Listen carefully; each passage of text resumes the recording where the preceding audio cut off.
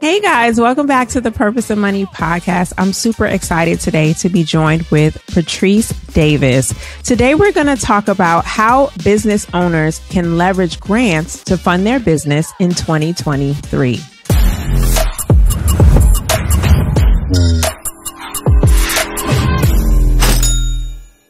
Patrice Davis is the founder of GrantWorks, a grant consulting company that helps organizations and municipalities and businesses find, secure, and manage government and foundation grants. She has 13 years of experience, and her company has applied for and managed over $131 million in government grants. Hi, Patrice. How you doing today? Welcome to the show. Hi, Aquania. Thank you for having me.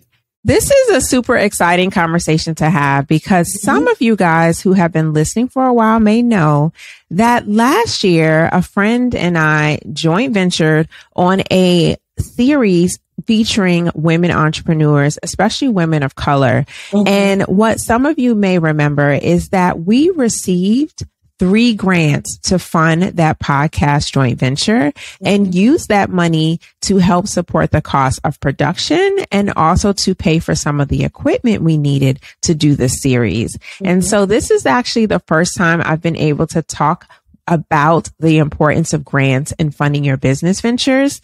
And it is really important that people know it can be used for specific projects or it can be used to fund your entire mission. So now we get to be joined by an expert who can give us some light into how do we make this happen. So Patrice, thank you so much again for being here today because you are the government grants guru that I've always wanted to know. Yeah. And I'm super excited that someone in my community who's super active and loves to continue to help all of us grow recommended you for the show. So this is all in divine order. Absolutely. So before we dive into a super dope conversation on grants and foundations and why you need to use their money to run your business, I want my listeners to learn a little bit more about you and who you are.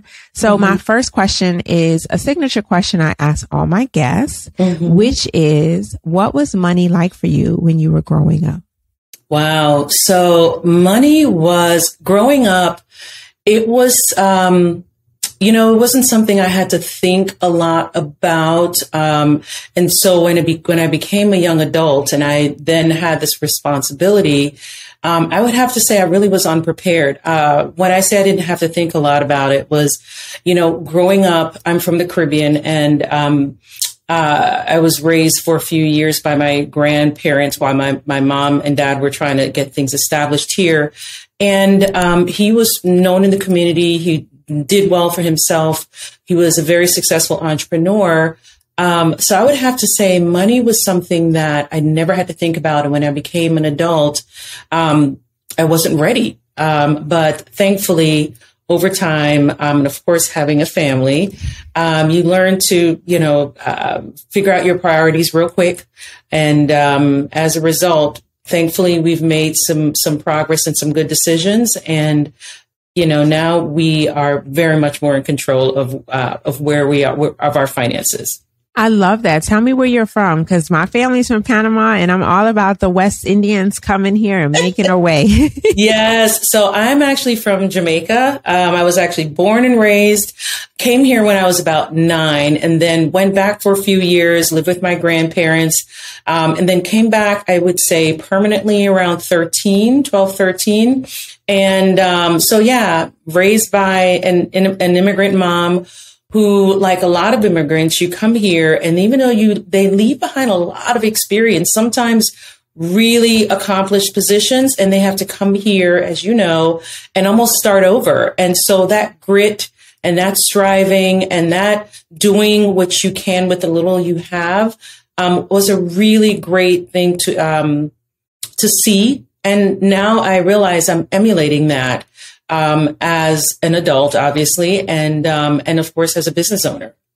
I absolutely love that. And I completely understand. My great grandfather came from Jamaica originally, but then migrated to Panama to work on a canal, and then same came to the U.S., to New York specifically, to settle, and sent for his kids later. And so everyone came over eventually, but my dad is also born in Panama and pretty much lived there until he was about 6, and then came to the U.S. But my parents met in middle school. And so my dad always tells me stories about his grandfather who had 10 jobs at least. He was very prominent in the community. He was a superintendent. He worked for the post office. He worked in the school system. He had a store. He used to give money away to people in the church and whoever needed it, and eventually built a real estate portfolio. So he had purchased a lot of real estate and collected passive income through rent. And my dad used to go with him to collect the rent from the tenants. So that's when he was like, man, grandpa has money, and then he's always giving away money. And then he has all these streams of income at an age where it probably wasn't said to him like, oh, have multiple streams of income, but it was witnessed by him. Right. Absolutely. But that grit is what shaped my dad into knowing, okay, you can have a career in the military like he did, but you can leverage that money to do multiple things. So my dad invested in real estate, also collecting rents later in his life as a real estate investor. So I totally understand how the influence of our parents and the things that they did to start over in the United States has definitely shaped our lives. So thank you so much for sharing that, because I know a lot of my listeners are in similar positions too. But let's hop into this story about how in the world did you discover your passion and your purpose to help business owners and municipalities find grant money? Like, what was your aha moment when you were like, I can do this and I should be doing this for other people? Wow, that is a great, so I started out in marketing, went to college, and started out in an advertising and marketing career. But then once I had my children, I have 3 children, I decided I didn't want to have latchkey kids. And so I decided to leave my career, my full-time, burgeoning career as an account executive managing marketing campaigns. I did this for both international campaigns and domestic campaigns. I decided to intentionally quote unquote, downgrade my career and shifted to working for a nonprofit because it gave me the flexibility that I needed. And so at that nonprofit, I was able to leverage the skills I had managing really detailed marketing campaigns, doing the ROI analysis and all the things that one does before and after a campaign, and used it to crunch numbers for government grants. I have as you get older, you start to realize what your skills are. And so I realized, wait a minute, I'm really good in analyzing, really good at crunching the numbers. I care very deeply about accuracy and the way that my work is presented. And basically, I was able to take those skills and start managing 9 government grants for a local nonprofit here in Atlanta called Jerusalem House. I'll be happy to say their name because they do really great work. And basically, from Jerusalem House, I then became the first grant compliance officer for the Carter Center. Of course, that's the Jimmy Carter Center that's here in Atlanta. Then I shifted to an actual position, an employee position at the CDC, where I was a public health analyst. It's an interesting story because getting into the federal government as an employee is not an easy task, but thankfully it worked out. I decided after 2 years, federal government is not necessarily for me. Things move a little bit too slowly. That whole spoke in the wheel thing. I didn't want to be a part of that. And so worked at Georgia Tech as a research program manager. The reason I'm going through this is to basically demonstrate the different environments where I manage grants, because even at the CDC, I reviewed the grant continuation applications from many, top research universities just to see how much progress they made with their grant. So by the time I'd already accumulated, 13 years of experience, I actually have 15, almost 16 years of experience. I decided, after becoming a senior director for federal grants at Boys and Girls Clubs of America, that I now had enough skills. I had actually always thought about entrepreneurship. I decided this is information that companies will pay money for. I can either use it to benefit one organization, or I can use it as that pivot I've always wanted to make. I've always wanted to pivot to entrepreneurship, tried a few things.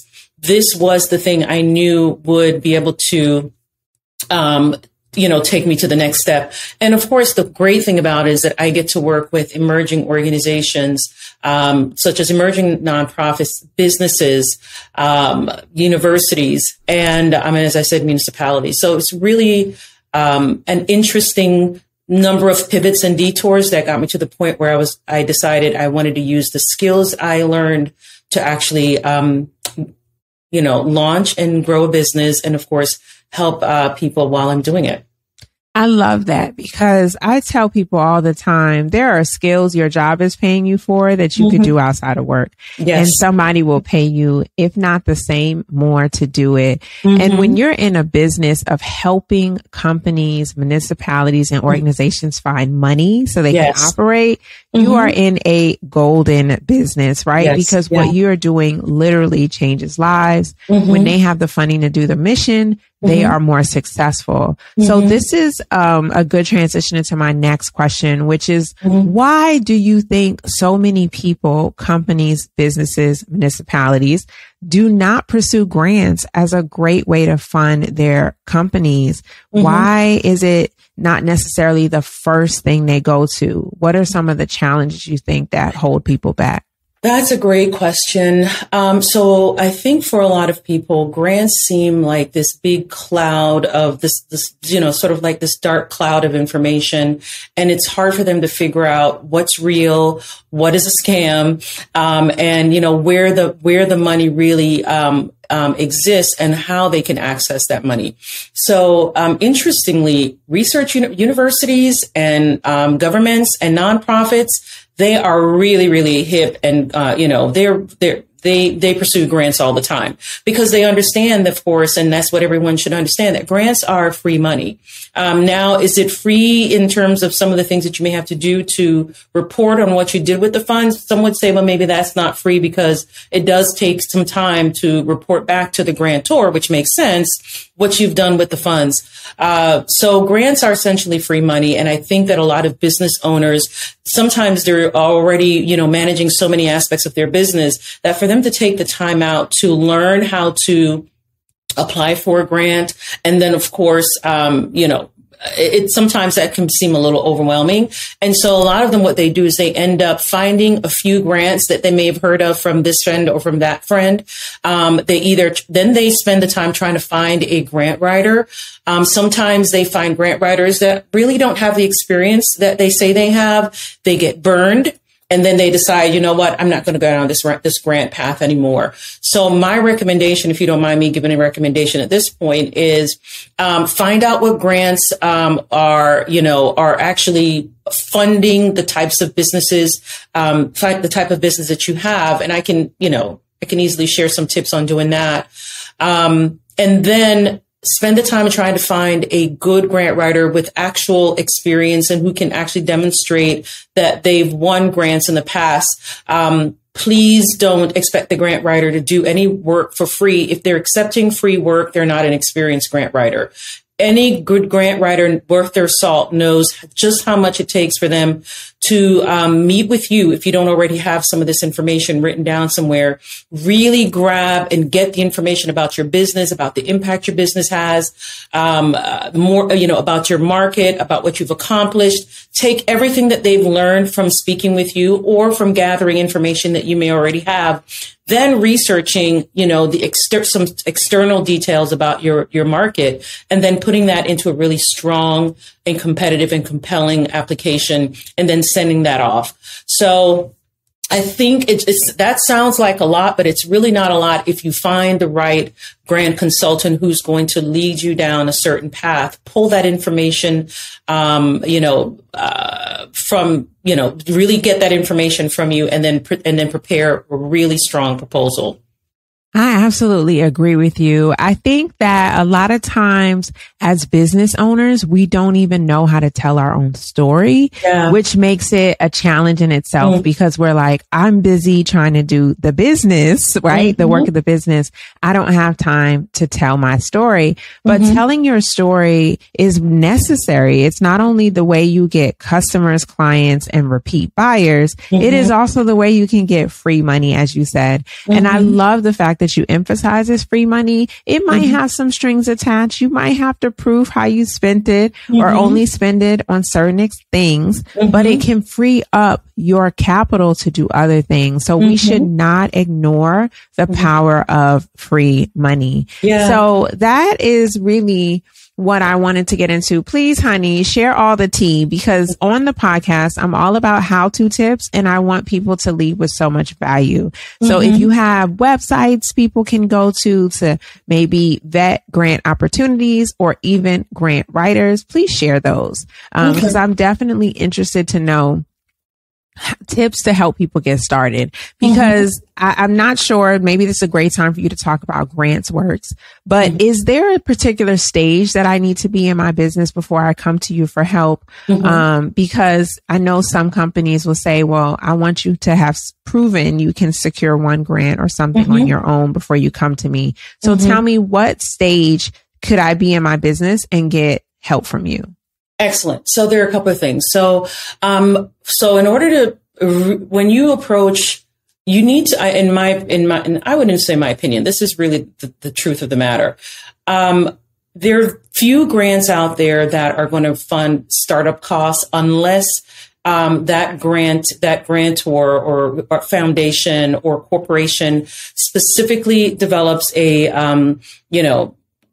grant funding, let's say they develop grant funding specifically for that. For the most part, they are going to want an organization that's been in business for at least 2 years. You have to have something to demonstrate what you've actually accomplished in your market. I do want to make sure it's very clear to most, to your listeners, that many foundations do not fund for-profit organizations, businesses, but some do. And when they do, they're typically described as prizes or fellowships. And and those fellowships or prizes are for a specific purpose. So, say, for example, one of my clients, won't say her name, but basically she runs a company that helps entrepreneurs get funding. And so I wrote a grant for her to get a very prestigious fellowship. That fellowship funded some specific activities. It was $150,000 fellowship.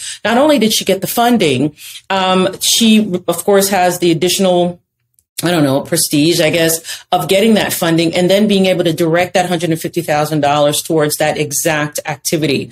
And of course, it includes, meeting with her, people in her cohort. It included traveling to 2 or 3 retreats. So those funding opportunities are out there. I do want to also make sure that your listeners are aware that many of the grants that are prizes and fellowships, as you said, are typically for a specific purpose. But as Aquania made, really made a great point, that it frees up your capital to do other things in your business. But I am going to share a couple of organizations that are offering grants. So, of course, many of them, you may have heard of the Tory Burch Foundation.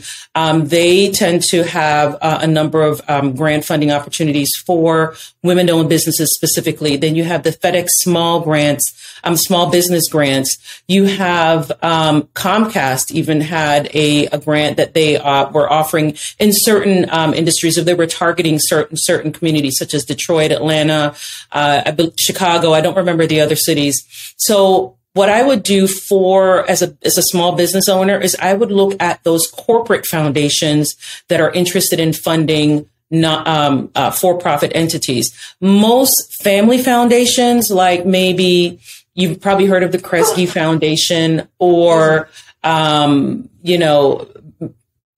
the Hilton Foundations, they are typically interested in funding nonprofits that are doing work that align with that foundation's purpose or mission. So those are just 2 or 3 that I can think of right now. Now, I do want to point out my I focus quite a bit on government grants. And one of the things I've shared with a lot of listeners and on my webinars is that when the American Rescue Plan Act passed, and a lot of times we hear about these laws passing and we don't realize how much impact they could actually have on our lives. So the American Rescue Plan Act, when it was passed, I believe in 2021, it released into I would call it across the country and even into territories, if you want to call them that, billions and billions of dollars. So what happened is every eligible local county government, city government, and state government received billions of dollars. Some of them received money that exceeded their budget for the year, and a lot of companies were able to qualify for grants from their city government or for their county government.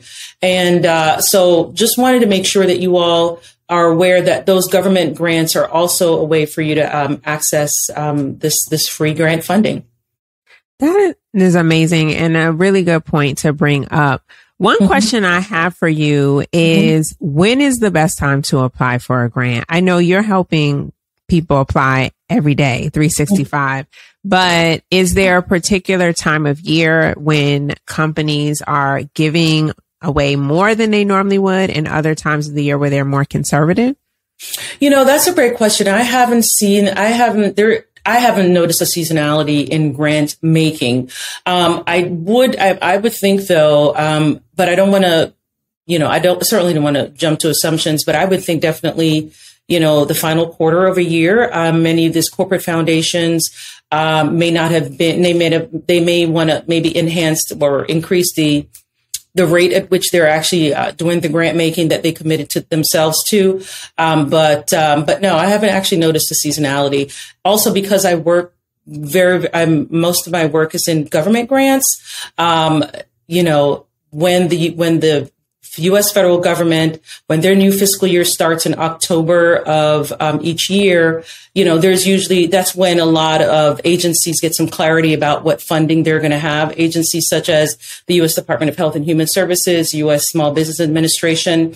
And that's when you start to notice a lot of what they call forecasts and announcements about grants that are going to be coming down the pike, that they'll fully announce in the next 2 to 3 months. Okay.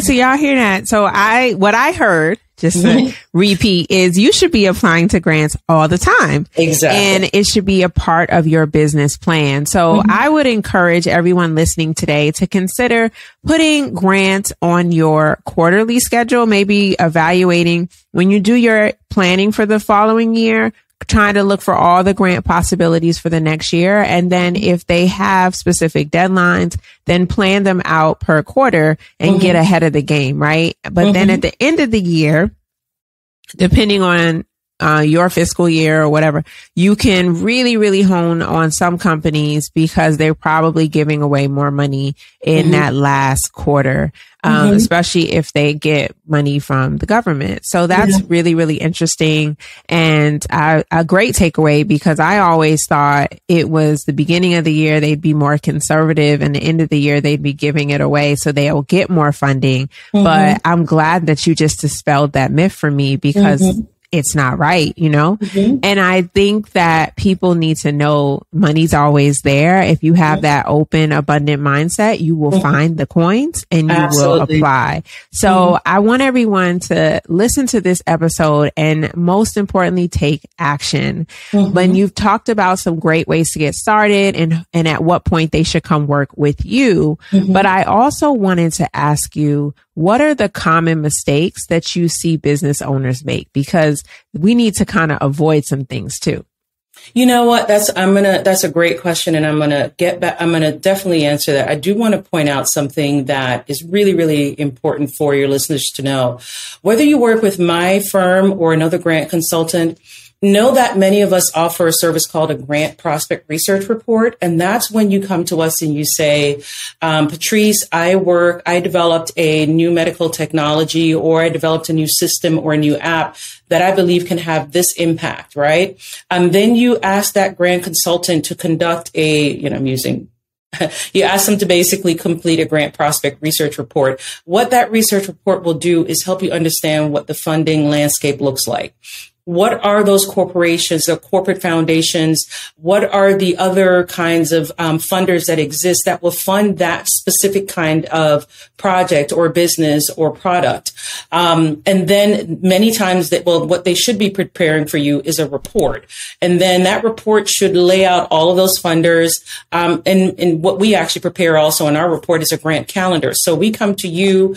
You have a full understanding of what that funding landscape looks like. It's an executive summary. It's a grant calendar. It's a research chart. So you know exactly what your game plan could be for either the upcoming year, or if you come to us at a certain point, maybe you come to us in the fourth quarter of, let's say, 2022. Now you have your grant planning laid out for 2023. So that's one thing. And many of those, and obviously you may not be able to pursue every single one because we typically do 15 to 20 grants that may be available. Then maybe, of course, you can consider what you can apply for in 2024. And I'm sorry, your question again, Akwani. Oh, the common mistakes you see people make. You know, one of the mistakes is definitely, as you said, not knowing how to tell your story in a compelling way. As you said, many times as business owners, we're so caught up in getting the work done and focusing on the task and submitting that next thing or sending that next email that we don't really take the time to really think about our journey, think about how this product came to be, and really think through the history and the evolution of you as a business owner, your product, what your experience was when you first entered a market, what pivots you took so that you could expand your market.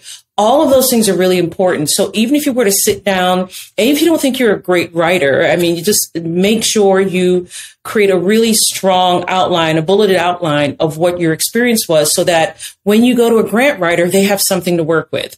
Otherwise, they will be spending a lot of time, and many of them charge by the hour. We don't charge by the hour, but now they're spending time trying to get information from you so that they can write your story. Spend some time, figure out what your story is. Even if you're not a great writer, do it in bulleted outlines, and then hand it to your grant writer and say, here, this is what my story as a business owner has been, or this is the story of getting our product to market. This is when we realized we needed to maybe tweak, this aspect of our product or our service. And as a result, we now have this, potential. And what we're looking for is funding to take that potential to the next level. So imagine having all of that already laid out for a grant writer. And if they're a good grant writer, they're going to take everything you've given them, layer on top of it things about the market that maybe you hadn't even considered. And that's what makes it a really strong and compelling proposal. It comes from you first before the grant writer can actually prepare something that's competitive. Please, and I think, and a second mistake, this actually leads to a second mistake, thinking your grant writer is a magician. Your grant writer is not a magician. The grant writer, the grant writer they can only write a stronger proposal as the information that you provide to them. So that's definitely the second mistake. The third mistake is thinking the grant writer should work for free, or asking the grant writer, well, can I pay you after I receive the grant? No, please respect the time, effort, and professionalism of a good grant writer, and pay them for everything that I just described as work. That's a lot of hours. Many of us as business owners, we now value our time like we probably never valued it. Like, I don't know about you, Akwani. I value my time, because my time, the time that I take doing things that are not money-making activities, our time is obviously time that's taken away from those money-making activities. So as a grant writer, they're spending hours getting this information from you before they even begin writing. So respect that time, that same respect and respect and care that you take in managing your time. Understand that the grant writer, who's also a business professional, needs to also be compensated for that time. So those are just three things that I wanted to think about. I can give a fourth, real quick fourth. Okay, Gil, go ahead. When you get when and if you are funded, it is important that you have a financial management system. And Akwani kind of alluded to this earlier. if, say, for example, make sure you have a financial management system, period. It doesn't have to be fancy. It could be the lowest version of QuickBooks or FreshBooks, whatever it is. Have a financial management system, because just in case you get a $50,000 grant from some big foundation, or, $150,000 grant, and they say, we only want to fund this activity or this part of your product, or we only want to help you get this product to market, then you need to be able to make sure that you're only using their funds for that purpose. When you get really good at that, then you can go after those government grants where they're really going to be checking on how well your financial management system has been set up, because now you're getting government funds, and obviously that's taxpayer dollars, and so that's just a heavier. Not heavier. That's just much more accountability that you need to make sure you are prepared for. Facts. Yes, I love that. I asked for 3. You said I got 4. And I want you guys to pay close attention, because this matters. I remember the grants we received. One of them was like, spend it how you want it, boo. We don't care. But another one was like, no salaries. And if you need to hire a person to do something, ask permission first, but you can't pay yourself. So when we needed a graphic designer to do the cover art for the podcast, we had to get that approved. But when I needed a webcam, they were like, go ahead, get whatever webcam you want, but your budget is X. And I can't emphasize enough. And we actually did an Excel spreadsheet, and we kept receipts, right? Because even though they said you won this money, they wanted receipts. They didn't just want our word for it. Like, yeah, I spent this on a webcam. I got it last week. They're like, okay, show me the receipt. So you need to have a system. And I think in general, business owners need to have a financial management system that works, because you need to know where your money is coming and going. But I love that. Thank you so much for sharing that. And if anyone wants to keep working with you, I'm going to give you in a second the opportunity to drop all the links, all the websites. Absolutely. But I got to ask you my other signature question. So the name of the podcast is called The Purpose of Money. So I ask all my guests this question. What is your purpose for money? Ooh. I had to take a deep breath on that one, Aquania. So the purpose for money for me is really tied around freedom and legacy. I am the purpose. It's freedom and legacy. I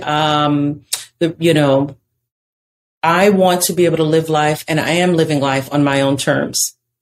Right. That is the reason why I decided to stop being someone's employee and go through what it takes to become an entrepreneur and a successful entrepreneur, because I want and I value my freedom.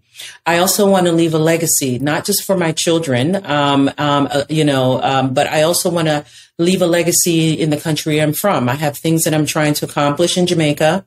And even here, and of course, in Atlanta, I've come to learn, love this city, and I want to do some things. And so that the freedom and legacy are the purpose of money, for money in my life. And that's why I am doing what I need to do, working till 2, 3, 4 o'clock in the morning. Even though I have a staff, I'm still going to grind, because it's bigger than me. And I'm fully aware of that. And I believe that that there's a divine purpose that I have. And the only way to make that divine purpose a reality is to use something that's a practical tool. And that's what money is, a practical tool to achieve a divine purpose. Yes, I love that. Speak to me. A practical tool to achieve a divine purpose. That might be one of my best answers. So thank you so much again for being on the show. Before I let you go, please tell my listeners, where can they find you? How can they connect? Absolutely. So I'm on Instagram at GrantsWorks. That's GrantsWorks. Of course, my website is grantsworks.com. One of the things I did was I launched an academy. So it's grantsworksacademy.com. And then one of my top courses there where I teach folks the basics of federal grants is Federal Grants Simplified. So you can find me on Instagram at Federal Grants Simplified. So I'm all over the place, and I'm looking forward to hearing from your listeners. Reach out to me. I'd love to help you figure out the world of grants. Yes, let's do it, guys. I will drop all of those links in the show notes. So make sure to check out the full show notes for the details. And I want you guys to share this episode with someone who you know needs to hear it, especially your friend who just told you they want to start a nonprofit and they want to help people and they need money to do it. Tell them to get it started, get some proof that they are doing what they're doing, and then start asking for the money. I am super excited to have had this conversation with you today, Patrice. Thank you so much for your time. Those who are listening, also remember to leave a 5-star review wherever you are. We love you. Reviews are great. Reviews are just a nice free way to show your appreciation and to allow the podcast to be seen by others who may need to hear it. Until next time, guys, keep building generational wealth.